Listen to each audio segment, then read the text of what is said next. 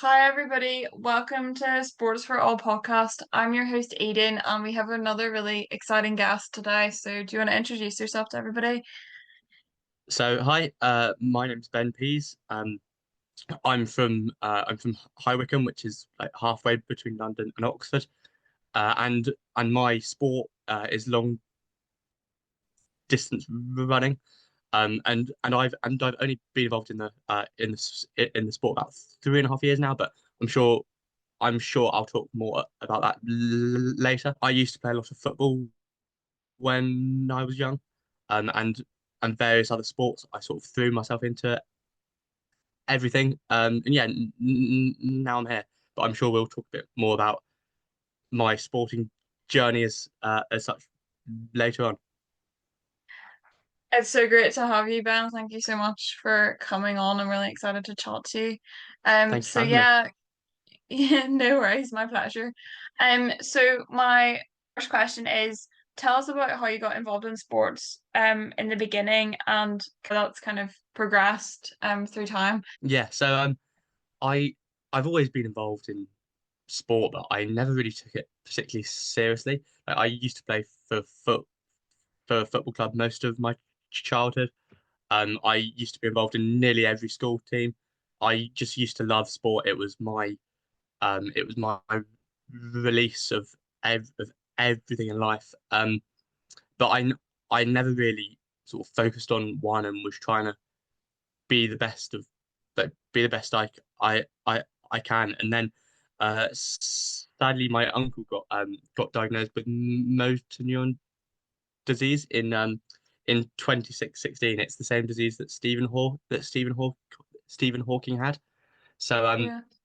so that was very sad. But he was a insane runner. Like his marathon times were just incredible. He was just a sporting ins. And I decided that I wanted to fundraise for them, um, for the charity that for the charity that helped him so much. So in my mind, the thing that made the most sense was to sign up for a race. So so I was 15 when I signed up to the Great South Run, and ran that, which was a 10 mile race when I was 16, which was great fun. It was my first real race experience. And then and then and then lockdown came along, and I ran a tiny bit, but not much. I only used to run when my mum used to get fed, fed- when my mum used to get fed up with me in the house, and she just sort of said, "Ben, just leave and and go for a run." So I did. And then in March 2021, I got a place in the London Marathon. So I was 17. So I was 17 when I got that place. I was very, very fortunate to get in first time, and was training through lockdown. My A levels, turning 18, and the plan was race the London Marathon, and then stop. Because I the race was the week after Freshers Week at university, so it wasn't great timing, to be completely honest. But my plan was to run and train for that last week with the uni team, and then stop. I was going to try my luck at handball, and then I just met some amazing people, and then here I am 3.5 years later, and I've not left. So that's sort of how I got involved in the sport. So I'm very, very lucky that the legacy of my uncle has lived on.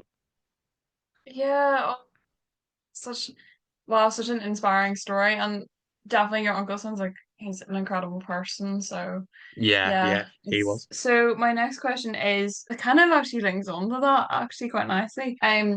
Around your biggest inspirations within sport, and also like outside of sport, obviously your uncle's probably one. Yeah, well, in the sporting world, I probably would still say him. He was just like he used to live his life to the absolute fullest when it when it came to sport. So he was just incredible. I find Anya Culling extremely inspiring. She is an elite marathon runner now, but I don't know how much you know about her sort of sporting life as such, but she she only started running during lockdown. So she didn't have the training when she was young, and she just sort of went out and ran. And she shaved about 2 hours off her marathon time, which is a lot. Yeah. In the last 4 or 5 years, and now she's in the elite squads running. I think she's running for GB now, but her times are just incredible. And what I find most inspiring about her is that she didn't have that she didn't have that push from her childhood, or like it wasn't ingrained in her when she was young. She did that completely off her own back, and now she's doing incredible things, and she's gone so far. I find that just incredible. Yeah, she does sound amazing. And as you were saying, especially from somebody who doesn't start out when they were young and who picks it up later on in life, like I feel like Yeah. we don't often hear about that. It's normally just the people who No, no. like have been like professional swimmers from age 10 or when Yes, like exactly. runners from age 12, that kind of Yeah, thing. for So no, sure. she sounds amazing. So my next question is, what skills have you learned from being involved in sports and how have these helped you in life? Yeah, so the skills that I've sort of learned, and learning this a lot whilst I'm starting out my professional life as well, post uni, is that um is is just having that time management. I think is Yeah. important to every part of your life, but I've learned so much about trying to balance and juggle everything in life, and also prioritizing. So there are some points in life that, and some points in your like day-to-day life, that running isn't the most important thing. And I think runners tend to forget about that sometimes. And I'm as guilty of that as as many other runners. But there are bigger things, and we all do this as a hobby. And I think it's important to remember that sometimes. So sometimes you do have to miss a run, and that's not the end of the world, Yeah. which sometimes it feels like. So that's one sort of skill. But another skill that stands out to me is definitely resilience and mental strength. And I I say this all the time. I hand on heart believe that 99% of people in this country could run a marathon. It's for me, it's mainly, I'd probably say about 95% mental strength and resilience, and not giving up, and those sorts of skills. Yeah. I think translate into real life as as such, I think's which I think's important. So Yeah, I totally agree. I think you just learn so much, and that bounce back's really important, especially when injury happens or just life yeah, happens generally. for sure. Yeah, it's such an important skill. And I think when you're younger, you don't really realize until you grow up how these skills, like how much they really are so important. Yeah, Getting definitely. involved in different sports and stuff can like how much it can really help you, Mm. like grow as a And person as well. I find, especially for running, although it is even though it is an individual sport, and you are competing against other people, it's it's a very unique sport in the fact you want everybody to do well. And like Yeah. I wouldn't see a person in front of me, or my teammates, and think, oh, I really want you to race badly so I can do well. It's not like that at all. And and I think that's such an important part of the running culture that's sort of growing in this country, that we all want each other to do well. We all want to achieve, and there's not that toxic nature that you get in a lot of sports. Like I wouldn't want anyone to race badly or have a bad day, because then it makes me feel better. I don't want that. I prefer, obviously I still want to beat them and I still want to win, but that's gonna be off my own back rather than other people's downfalls, which I don't think you get it in a lot of sports. Yeah, no, I totally agree. I think that is such a good point, actually, and such a thing that really does come up in a lot of different sports. Like, I guess people can become quite overly competitive, can't they? And Mm, kind of lose that kind of like lose track of it. foresight. So my next question is, what are some barriers and challenges that you think that young people face in getting involved and also staying involved in sport, and how do you have any advice for them on how to like overcome these barriers?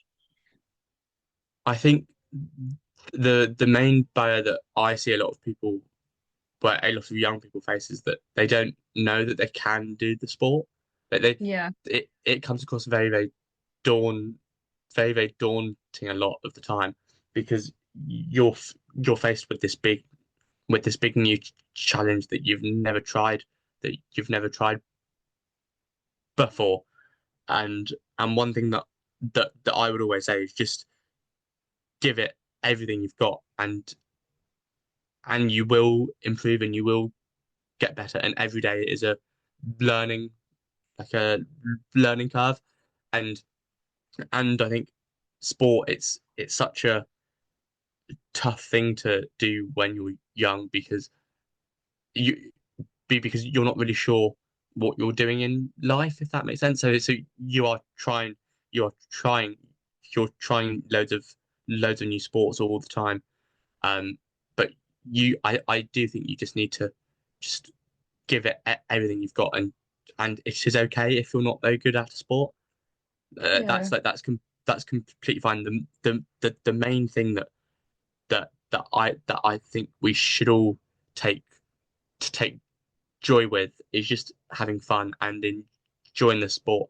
And also, it's not about what other people are doing; it's about what you're doing. So if you've so for so going back to running, if your 5K time goes down from 25 to 23 minutes, that's a great achievement, and you should be proud of that, and not looking at someone else running a 19-18 minute time and think, oh, I'm not very good. Um, so I think just holding yourself accountable for your own actions and just focusing on your own sport rather than other people's, if that makes sense. Yeah, no, that totally makes sense. Like you were saying, I think finding the enjoyment in it is really important. Because like Mm. if you're getting involved in something and you're not enjoying it, and then I mean there's other options. I guess that's like the good thing about sport as well. Like there's such a good diversity and you can try things at different stages of your life as well. Yeah, Um, exactly. And I if you had said to me when I was in secondary school, a big part of your life is now going to be long distance running. You are going to have achieved X, Y, and Z. I would have just gone absolutely no chance. But I guess that's part of the way life goes. And I broke my pelvis when I was 15, and that kind of put a stop to me playing football for a long time. And I still love the sport, and I still love playing it and watching it. And I'm a massive Liverpool fan, but I wouldn't ever play competitively again, if that makes sense. Like running is now my thing. So I guess in a way that barrier that I had to overcome to get over that injury and get better, it's put a different, like it's put my life on a different trajectory trajectory, which I now wouldn't change for the world. Yeah, no, absolutely. That's such a good point. I think, yeah, you're right. It's all about that resilience and bounce back, isn't it? But you kind of maybe go with a different intention, and then you obviously don't realize where life's going to take you and like what sport you're going to end up in. Yeah. So you've already like given really good pieces of advice there. But my last question is, what advice would you give to any young person who wants to get involved in sport, but who might not have the confidence to do so? So I did just touch on, and but I think just realizing that although it's scary to start something new and to try your luck at something, you never know where that where that might lead.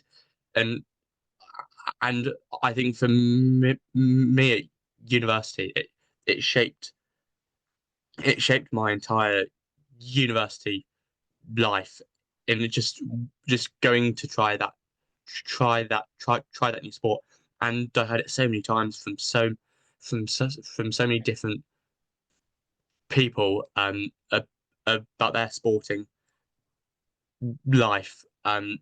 Just going to try a new sport and realizing the benefits that it has, and not just the physical benefits, but the mental ones as well, and the relationships you build, and all of these